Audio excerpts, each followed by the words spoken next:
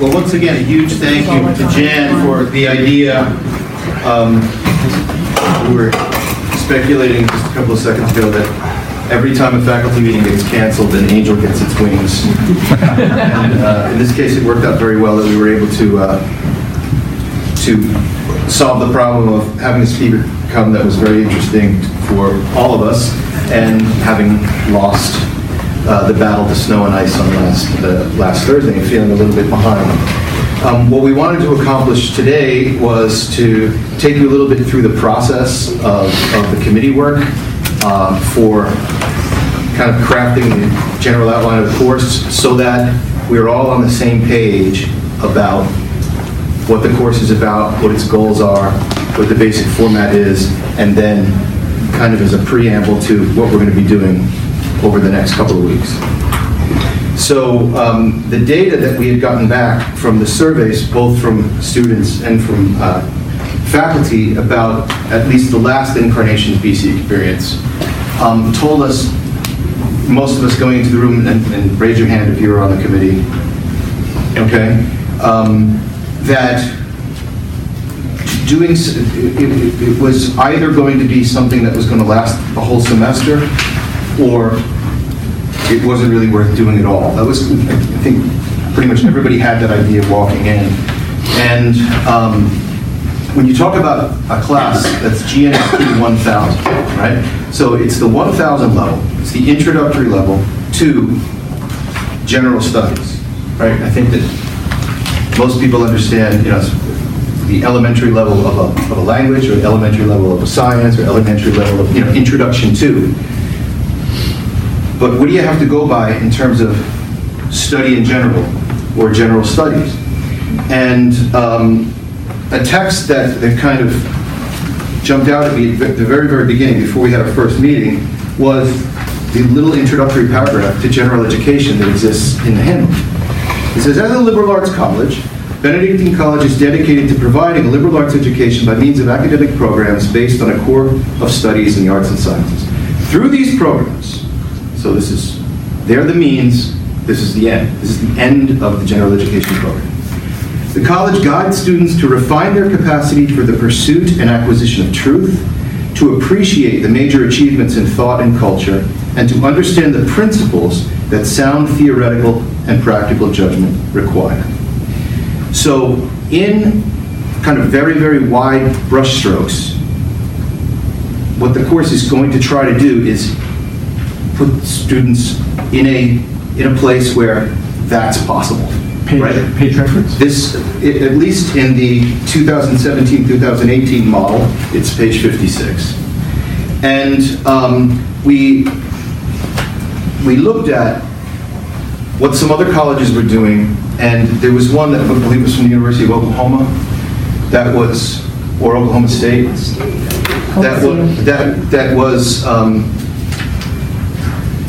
kind of along these types of lines, right? Not a remedial course in study habits, not how to prepare for college, which is something that should have been done already because you're already in college, but kind of what are the habits of mind that are needed, right? So another thing was this has to be general, because it can't be discipline specific, in the sense that you are literally going to address all of the freshmen that come, who on graduation day are going to be grouped according to a whole bunch of different degree programs, right? So it has to be something that is, I'm not going to say useful in the utilitarian sense, but it has to be something fruitful for anybody that's attending here.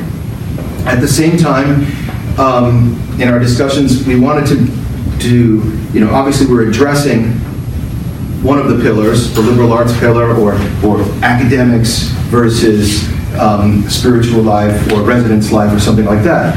But, you know, our four pillars are not four silos. They're four pillars that hold up the same edifice. And they're in dialogue with each other in a way, these pillars. So what was a way that we could address the habits of mind issue in a way that was specifically Catholic and specifically Benedictine, right? And then through a gift from above, a charism that came from heaven in Julie Bowen's mind. Said, well, in all the... What? Don't they all? Yes, that's true, how things often happen.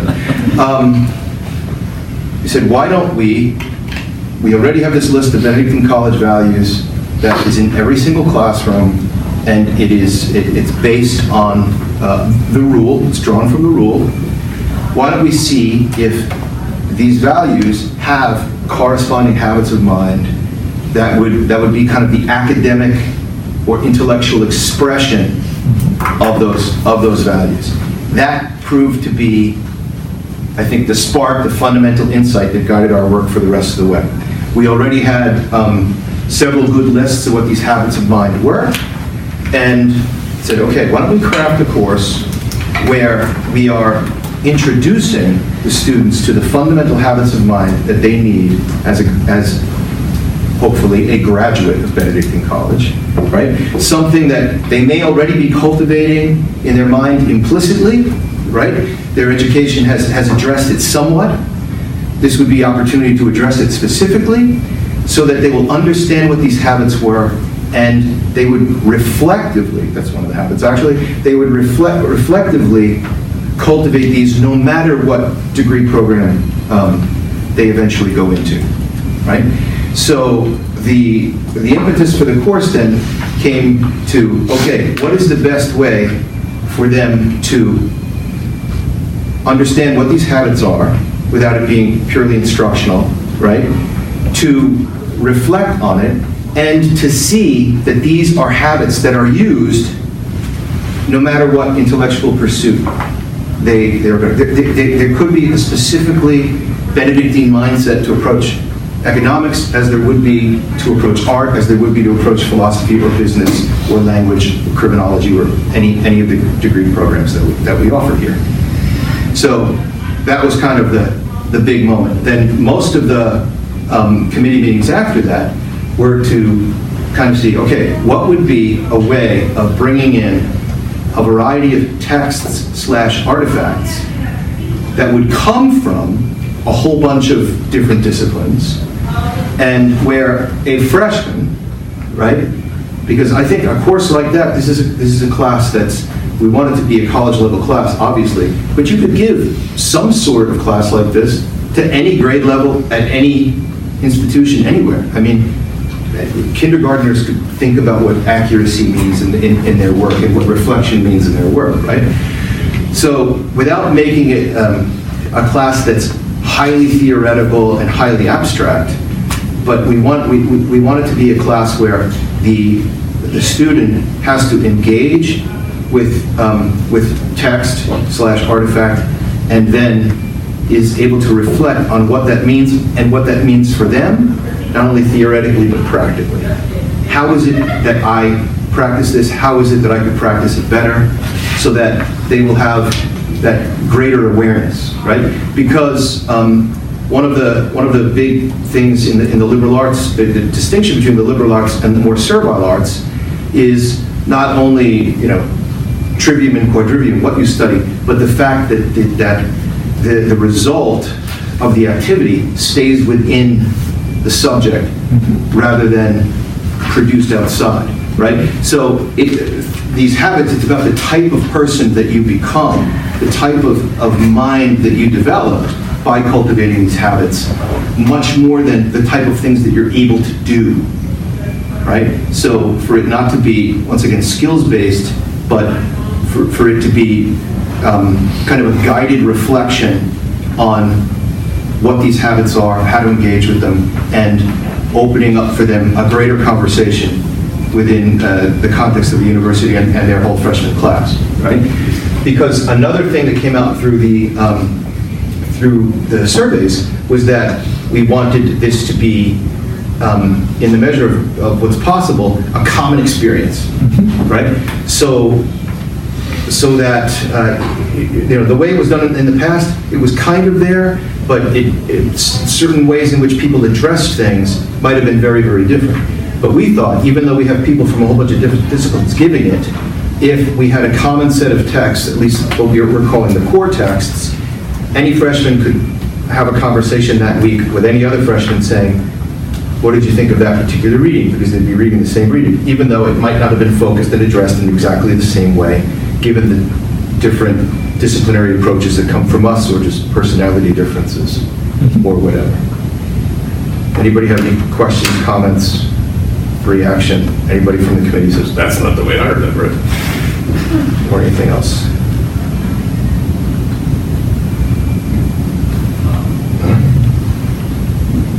You wanted to add anything? Sure.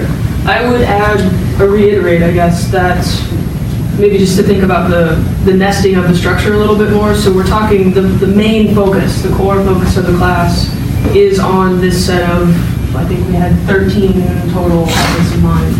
So the 13 middle weeks of the semester, the first week is more of an introduction, the last week is more of a conclusion, and then the 13 middle weeks of the semester would each be devoted to a specific habit of mind, using text to explain, what did you say, introduce, exemplify, explain the habit of mind, illustrate the habit of mind, essentially.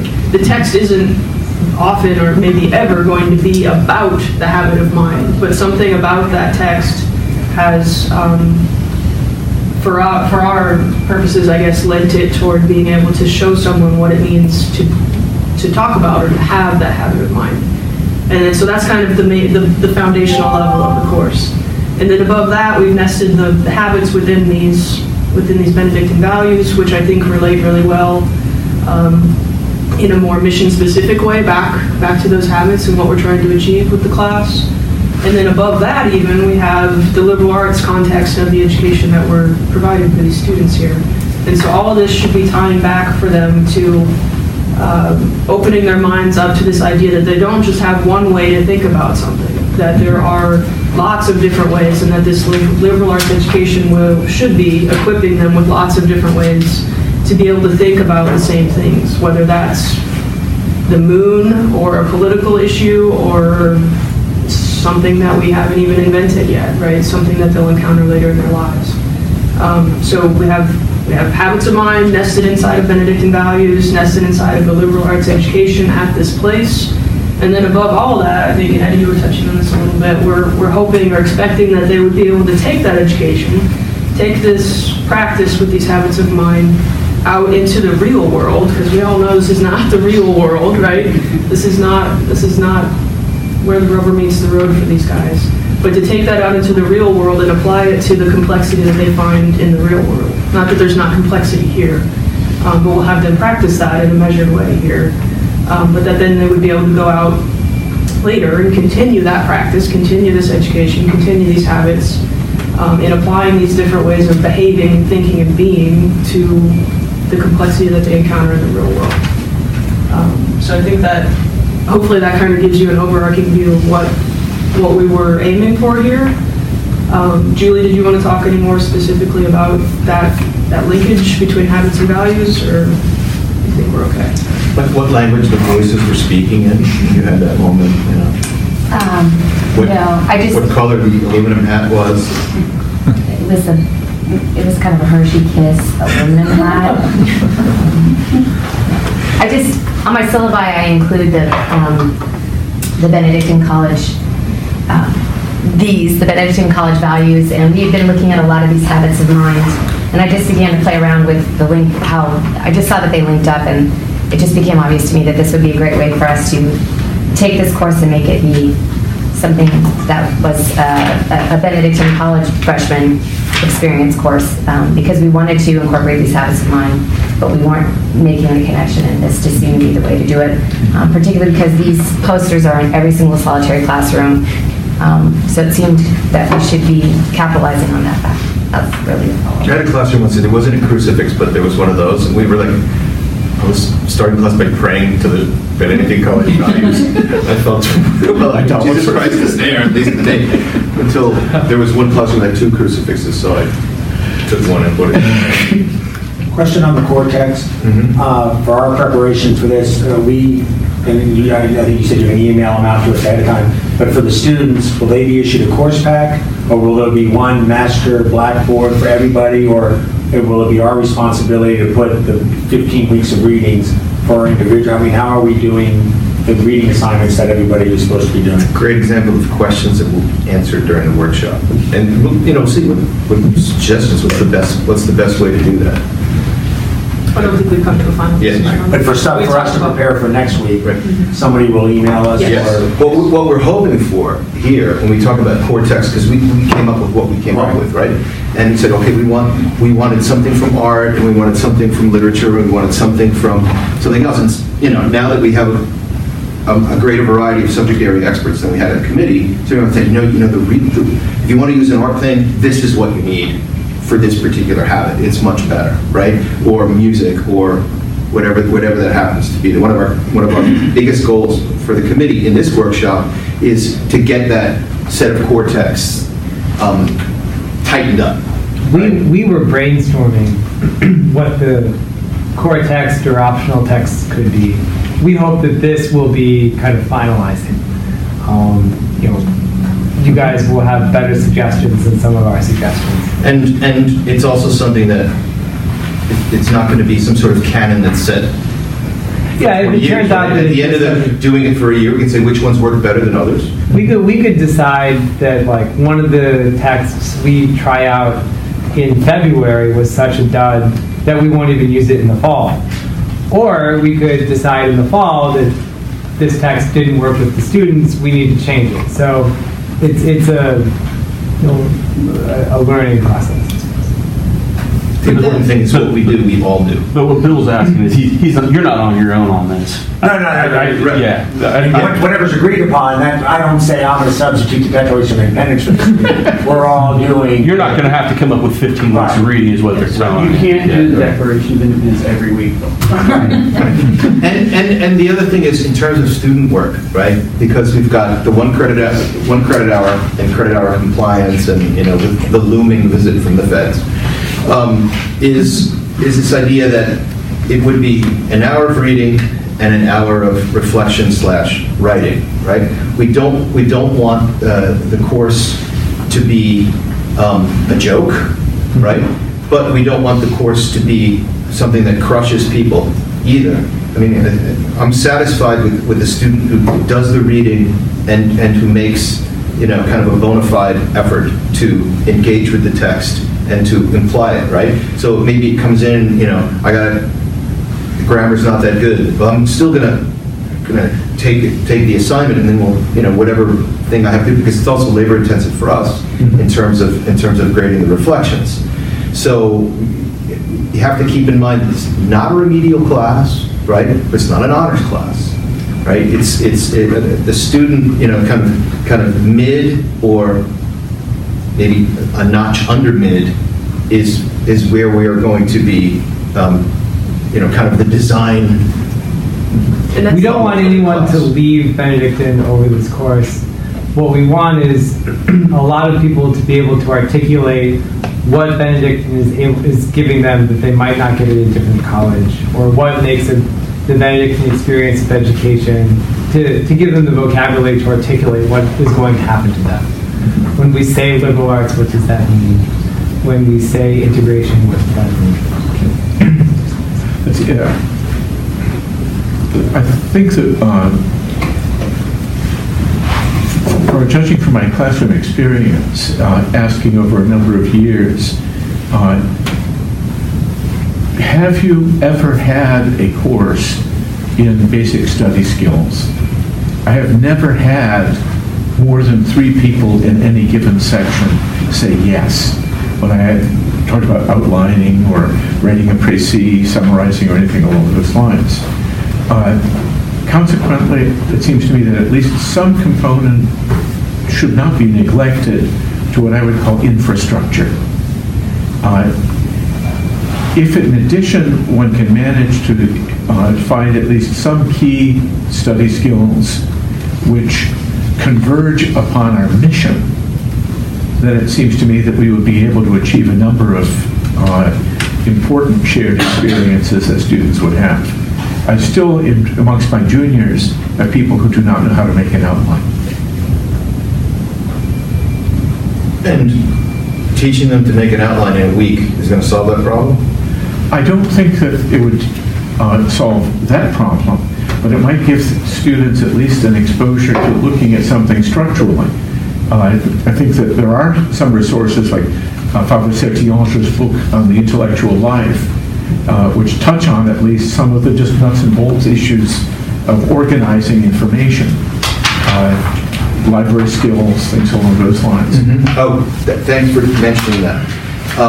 It's going to be a requirement for passing the class that, and it's not something that's going to take up class time, it's something else that they have to do during the initial, I don't think it's offered right at the very beginning, but they have to take the library skills session, right? Library basics. Library basics. So it's something that used to be done as part of English Comp, or most of the people had to do it through English Comp. Is that true, Julie? Or you suggested it? I required it. Most of the English Comp professors required it. Well, you two are the only ones that required it. Some Right. offered extra. Right, but also since not everybody takes English Comp, a lot of people come with that already done. I mean, knowing how to work a library in general is great, but knowing how to work this particular library is essential for anybody that's going to be studying here. So that's in terms of skills and whatever, that's what's required. The problem that I saw with making even any of the sessions skills-based is this. Since the idea would be you're not going to have the groups chosen by track or intellectual ability or ACT score or whatever metric you choose to use, right? So when you do that, you're going to have people who need it more and people who need it less. What I'm worried about, right, is people saying this is just a waste of my time, right? Because we've had that already. And if this is supposed to aid in retention, which is an ancillary benefit, it's not the goal of the class, right? It's not the purpose of this class, so that they retain. The purpose of the class are going to be the goals that the class addresses, right? I worry about that, right? What we have envisioned is that the Center for Student Success, or Student Success Center, would offer these things that we could promote through our class. And when you see in an individual student that this is a needed skill that they don't have, then you'd be able to point somebody in the right direction. See, the reservation that I have is it seems to me that one of the things, the basic skills that we would want to encourage is to exploit inequality constructively. And even if we did run across the perfect student who knew all things about study skills, the one thing which they would be deprived of by using the streaming method would be the opportunity to engage in the work of mercy, to share their skills with colleagues.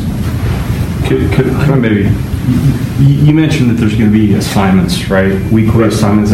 You're going to put an hour into it, right? Right. And those assignments will ask for reflection upon what they read, organization, and create some kind of response, right?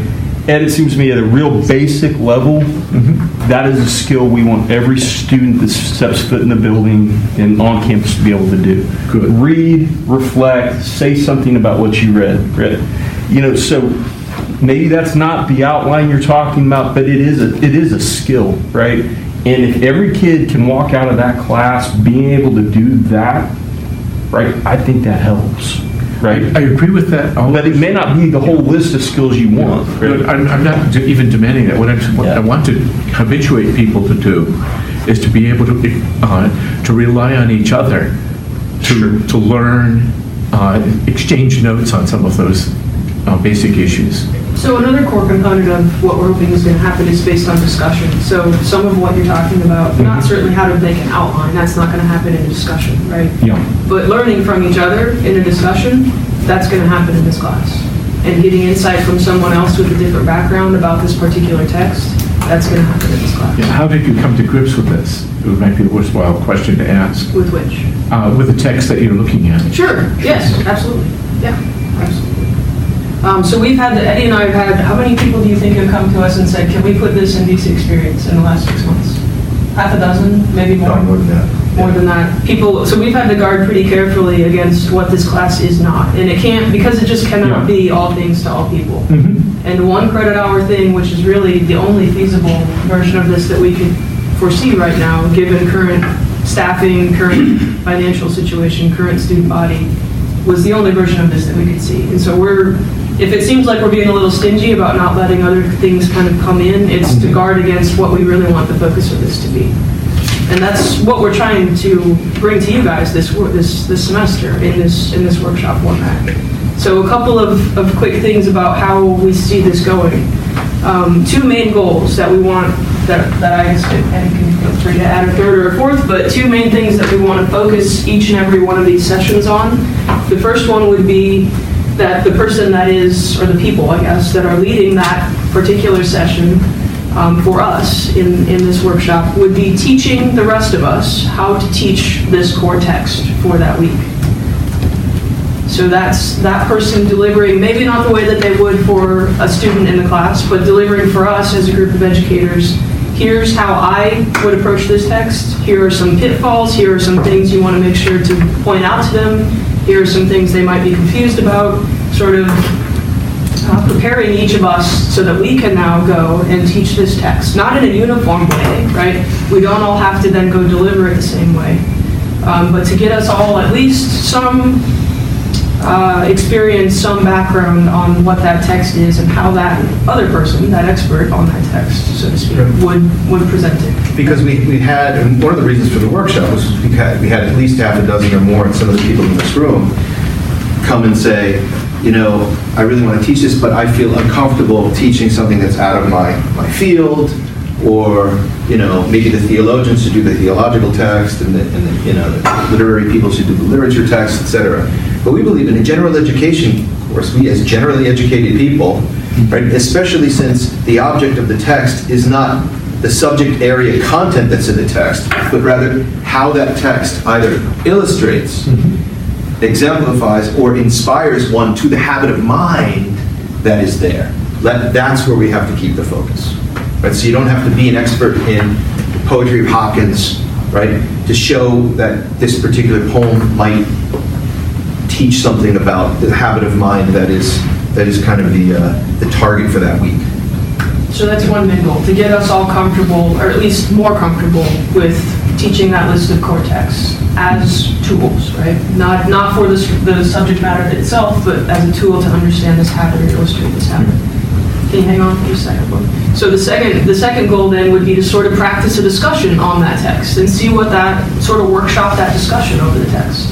So the first part would be the person teaching us how to teach the text. The second part of our hour would be to spend some time as a group, as a cohort here, pretending like we're students, running a discussion on that text and that habit of mind, and maybe the Benedictine value thrown in there as well, right?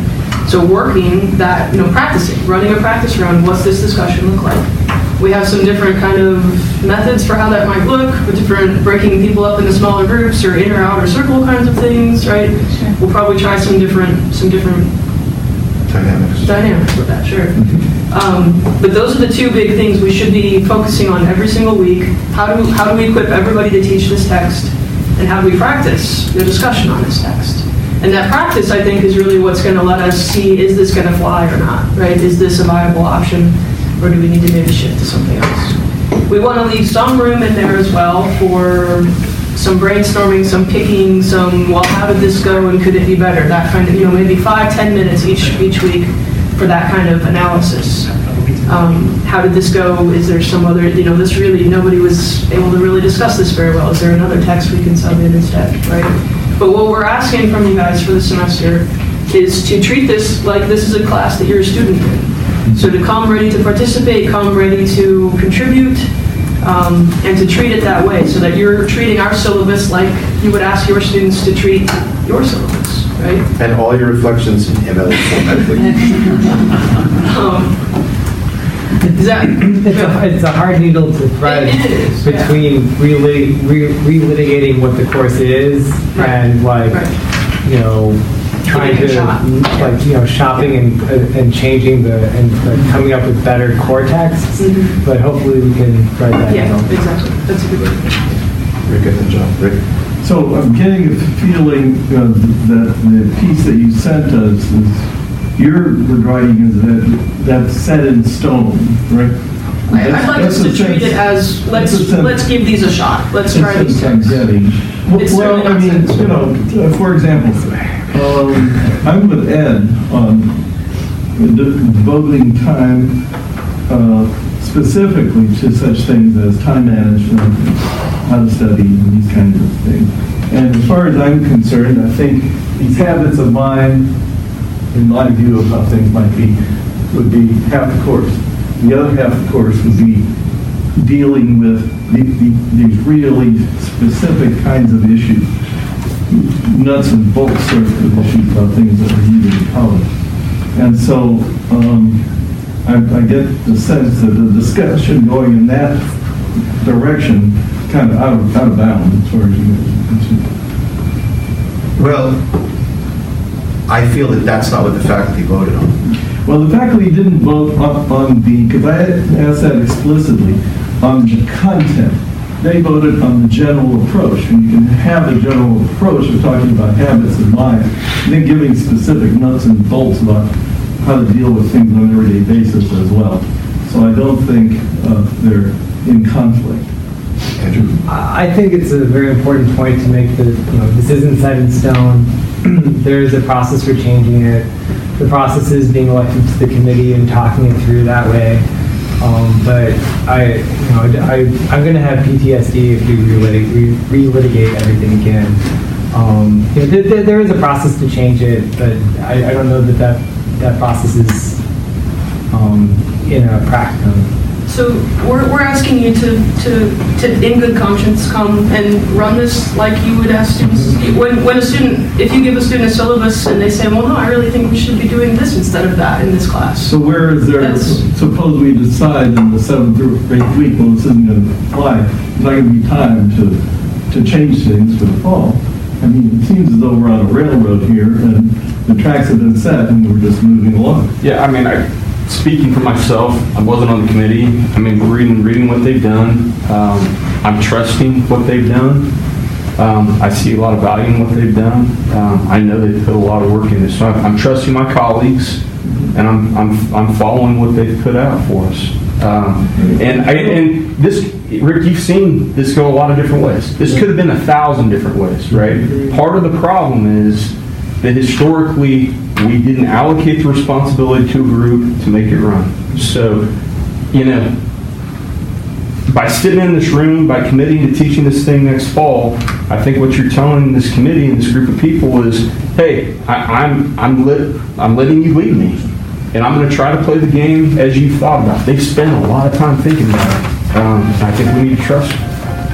I mean, also going back, what I believe we voted on, and we go back to the record, was we said the core texts were not there, but the habits of mind approach is what was voted on. So if we go back and say we're only going to do that for half the year, then that's not what was voted on. Good. Okay.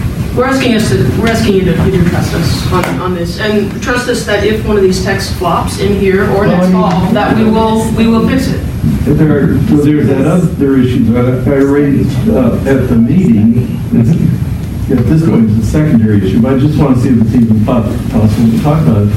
And that it is to reintroduce into the value statement humility. One of the core texts is the chapter on humility. Yeah, it is, but it's not listed. You have, for example, excellence as virtue. What even does that mean? What virtue is an excellence? Excellence is a virtue.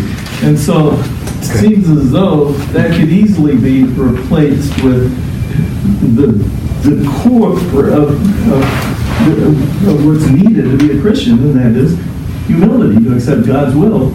Okay. Well, right now, the humility that we would ask is that we're going to be using this group of values and the group and the habits of mind that we established, and we're not going to change it.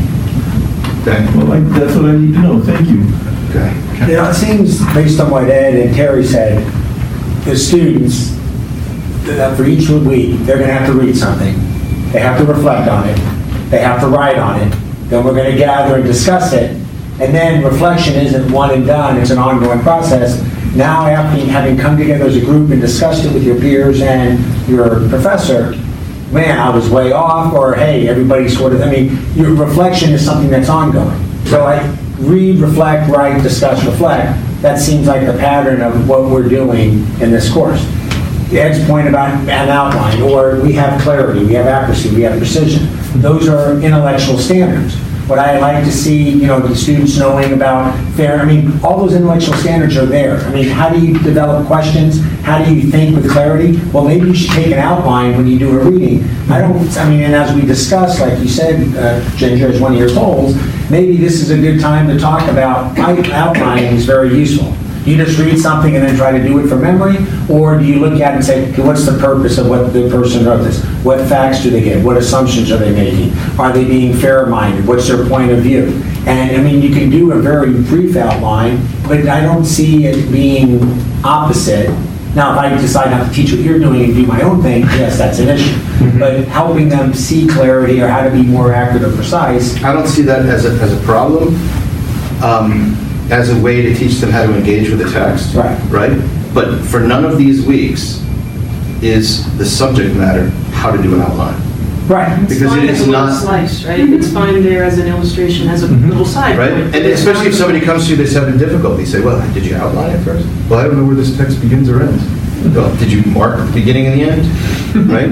We all know how freshmen write based on the 3 papers they did last go around. Teaching them how to write, it'd be nice to teach them how to have a thesis statement and do like an English comp thing, but how are we going to help them reflect better, write better?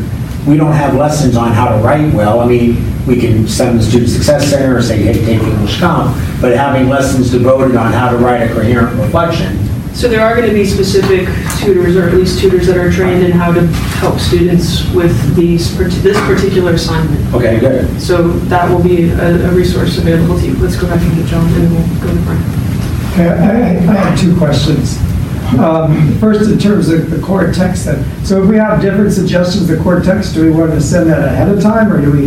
That would be helpful. So send suggestions of core text ahead of time. Then the person presenting can decide to do this and that, or one or the other, or? Preferably a couple weeks ahead of time, if you could. The committee would have a chance to look at it. The committee would have a chance to look at it ahead of time. That would be... Right. The second question I have is the order that this is in terms of, I think, to a certain extent, the order the Benedictine values is in many ways what whoever wrote it was to consider it says the order of importance. But the order of importance is not necessarily the same as the order of discovery as to how we learn. Was there any thought as to why we go in this order? It's just because that's the order on the poster. Yeah. I talked, in fact, with the person who wrote the Benedictine value statements, and the one question I was not able to get an answer to was this written under a publication deadline, like you need a poster and we want to get this out? It was clear, however, that this was not a systematic or comprehensive listing. So the response, I in fact raised the question about excellence through virtue. Synonym through synonym. Yeah. This is not really a carefully thought out document. So one of the questions we might want to look at as we go forward is exercising discernment on whatever. It's not that we should be wedded to this list of values, but it's a good checklist that helps us control things. And then John's point about what's pedagogically useful in the order, I think would really be very helpful for organizing. I would say there's a lot more flexibility in the order than there is in either the values or the patterns. Right. I'm willing if we keep this, though, it might be worthwhile for us as the semester goes on too. In other words, I would think integration of knowledge probably should be later on in the discussion than some of the other ones. But we did discuss the order. We did carefully consider this as we were constructing it. It wasn't just we're following. Yeah, well, the biggest discussion was, do you put Jesus Christ at the beginning or the end? No, but we did discuss how. Considering he's both Alpha and Omega. No, but we did discuss how these ideas flow from one idea to the other as we were discussing habits of mind. I think there was a thought process to this. I do remember those discussions in our meeting. So this wasn't just willy-nilly. We did have a thought process. These are So copies of that. if this order doesn't make sense to you, then Right. we certainly can revisit it, but I there really- was a thought process behind it. There's a great danger in making the theoretically perfect the enemy of the functionally effective. And, right, it's a list, it's in every classroom, it's already there. Students are going to see it every day in every classroom. It's hung in the union on Is it a huge flawed banners. list? Is it a Each one flawed has its own banner in the union. You've seen those, right? Yes. Yeah. They're floor to ceiling. Right. So, Every so often, I think of you know, it's not, we haven't been given the mandate to rewrite that. Brian? Okay, so, the one I just thought of, and then back to the one I was thinking of a minute ago. The one I just thought of is, can we get a little more information about where this document came from? Just as a way of talking about it, not because we can change it in this group. Father Rowling wrote it. And under what circumstances, I mean, just, you know, in the same way that when we ask students to engage with the text, we're asking them to consider the author and consider the context. So that's one thing. And then I would say, I mean, personally, yeah, there are some issues, right? But if that's the case, then that's something for the faculty as a whole. That's not us as a group. The thing I was going to say a minute ago in reference to what Bill was talking about and also getting back to this issue of study skills and the nuts and bolts of being in college is I think one of the things that we have a job to do in this class is not necessarily to teach someone how to write or to teach someone how to write an outline or, you know, but to, as we identify those students whose work is continuously not coming up to the standards that we're, you know, it's a recognition of personal responsibility for these students to say, you know, one of the things is you are going to have to work harder than everyone else in this class, right? Like, you're not getting it. And, or your reflections aren't to the level that is going to help you succeed later on. And not so much that we have to teach them how to do it, but to help them recognize where they are and where those other resources are, right? Like, go to the Student Success Center. You need to go back to the library and, you know, figure this out. But we can do those things in the comments that we give students back on their reflections pretty easily without having to actually address them and teach them all of the individual things. Would that be an appropriate way to think about it? I think any professor has to really pay attention to teaching the skills that the students need and showing them where they can better them to be successful in the class that they're teaching, whatever class that happens to be. But what I see, and the reason why I'm really kind of skittish about this is because we've already been fending off, right, that to turn this into a study skills. Right. Right? If there's already a class for that, for people who need it. And They say, well, you know, that's not what they're doing. I don't know. I don't know what they're doing. But if they're not doing that, putting it in this class Isn't going to help. destroys two things. Yeah, and that's what I'm saying. The thing we can do is know what those resources are and tell the student, it's now your responsibility to go seek this out because you need it. Not because everybody needs it, but you need it. And I think it's also worth pointing out that, you know, it's increasingly important to help students articulate why a college education is important in the midst of people who are increasingly skeptical about that, why liberal arts are important in the midst of people who are increasingly skeptical about that, why Catholic education is important about people who are increasingly skeptical about that. So it's not, you know, it's not like one is not, you know, doing, you know, we're not teaching study skills so that we can talk about something else that people already know or that is unimportant.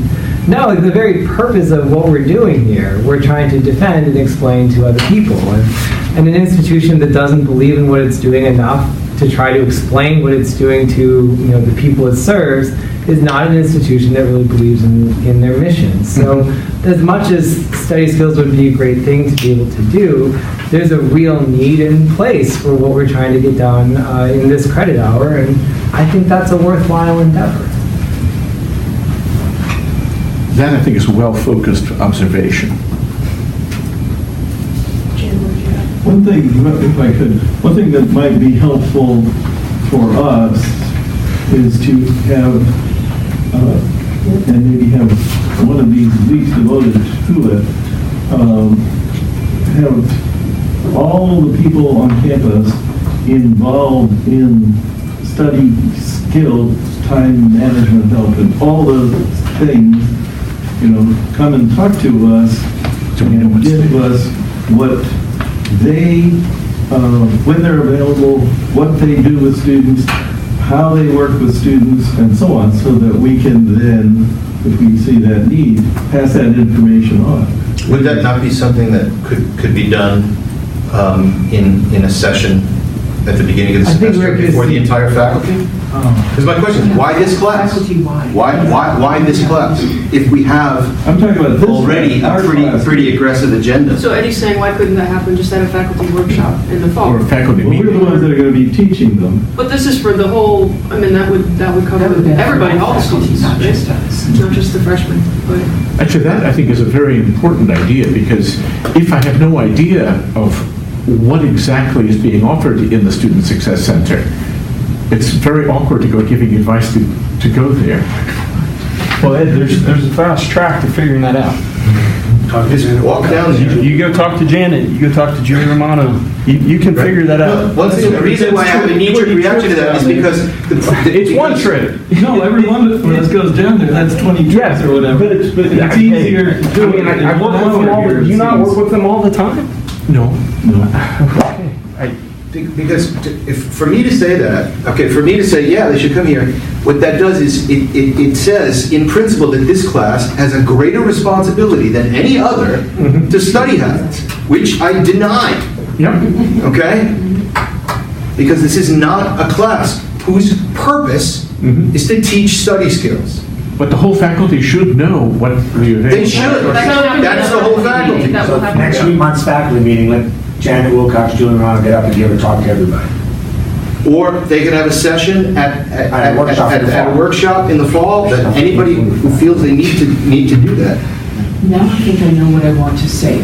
We're coming up with all kinds of things that we aren't aware that the committee, right? So we understand our role is to participate in a workshop so that we're prepared to work with students in the fall and orient them to the plan that the committee has developed on behalf of the faculty. When we have questions or ideas, there have been several questions about how something was developed, or how do we communicate with the committee so that we can find out about that without taking time away from what we know we need to be doing here. Because you've got the plan, and I think it's a good plan for us to spend time learning how to teach this particular habit of mine, this particular value, and then practice it. That's going to be a rich hour, and we've got a lot of 13 of those that we need to do. But there are all these other questions and suggestions that we have. How do we do that without derailing our purpose here for the workshop? So what, the danger of what could happen here, what I'm trying to say, let's please avoid this, is that this now becomes a 24-person committee. That's not what Instead, we want a way to funnel ideas to a committee or to, so what we need is something that's maybe a discussion board that the committee will then chew on and report back to Or you could faculty always all together. stop by our office. Something. Yeah, I mean, you could stop by. So once again, could the committee please let us know who you are so that we can ask you those questions offline? And come to any one of us, that's fine. Perfect. Okay. Perfect. Does anybody in the CC line agree? Yeah, that's right. Nick, what do you have? It was actually kind of a question version of Jane's statement, which There we are. Jane already kind of covered it, but Nick and I are good, you know. yeah, it was kind of a, this is the first meeting, so we all brought our ideas, and it's getting close to 5 o'clock, so I don't want to start a new idea, but should I email one of you, email all of you, knock on the door? Whatever you're comfortable. Ginger likes emails. I will. I'm going to email you, Ginger. My email box is, It's an idea, you know everything. Well, okay, we have 6 minutes, I guess. So, I mean, is it out of bounds for us to want to keep thinking about how we're integrating the other pillars of the 4 pillars. Like, the one I have in mind, so an example, the one I have in mind is the community pillar, right? Because of our community pillar, I think that we have probably a lot more students volunteering than at most colleges. And so Virtus is required for a lot of them. Would it be a good idea for us to maybe announce in our first class? Yeah, You might think about this upcoming Virtus thing that's going to be at Benedictine College. That's a great example, something that you can direct, that we can use this class as a forum to direct them to, but that won't actually be the class, right? Community didn't become a focus of this group because we have Rock Week, which in a sense is dedicated to the community pillar. Well, in a sense, one of the things we wanted to do was remedy the fact that Rock Week stresses community around some of the other pillars, but not necessarily around the liberal arts pillar. Right? So this was a way of giving them, to have a group that they're going to be with going through these habits of mind through the entire semester, that's another meaningful academic community for them. We also felt like by having the common text, that we were going to be creating this community amongst the freshman class, because no matter what section you were in, you would be able to say, you're in the CAF, you're like, oh, we're reading this, what did you talk about? So we felt like we would be creating community through the common text as well. But it would be academic community as opposed to Rock Week community, which is scavenger hunts and I'm a Disney character and that kind of community. We were also hoping to build community amongst us, as we don't all get to be in the same room very often and talk about an academic text just for fun, right?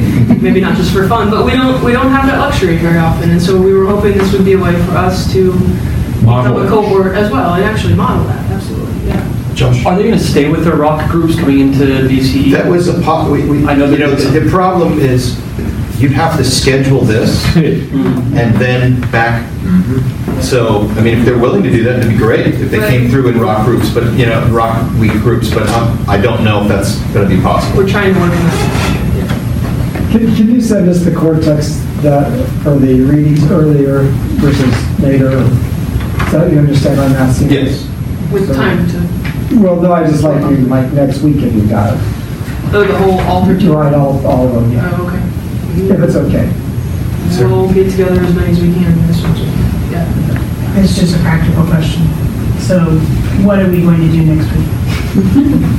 We are discussing 2 core texts, one coming from Andrew, right? Ex Corde, and one coming by time. And one coming from Unbound by one guy. An excerpt and a little background document on One Guard Matai as 2 illustrations of integrating knowledge and why that's a habit that is worthwhile. Will those be emailed to us? They will. Wonderful. And so then are we going to also do the Real Estate Benedict chapter on humility, or are we not? So the dates on this are now off. I printed this last week and didn't feel like I wanted to print it again. We're going to, at some point, try to find 2, potentially crunch or find an extra time for us to meet and make it up. So maybe another faculty meeting. We'll even it up somewhere. Lawrence gets his wings again. But we promise to keep you updated as we go, send you stuff as we go, as soon as we get it. Are you going to assign us things now or later? I think for the most part, for the foreseeable future, we're looking at committee members covering a lot of these, but we've talked at the beginning. Yeah, we've talked to a couple of you about maybe stepping in to lead the text. We'll give you at least 6 minutes notice. Well, because I have concerns about a text, and so who do I tell about that? And recommend suggest. Okay. Because we're getting close to time. I assume we're done at 4:50. It's going to be a class. We can't be more demanding on time than higher. So should we make a lot of noise with our belongings so that you know that? Yes, exactly. Put all our stuff away. 12 minutes ago. Yeah, exactly. If you're like in any kind of segue or there's a call, like it's 6 minutes till you start packing it away. So thank you very much, and keep praying for this effort, and let's pray that we have a really healthy freshman class in order to deliver this new class. Thank you very much.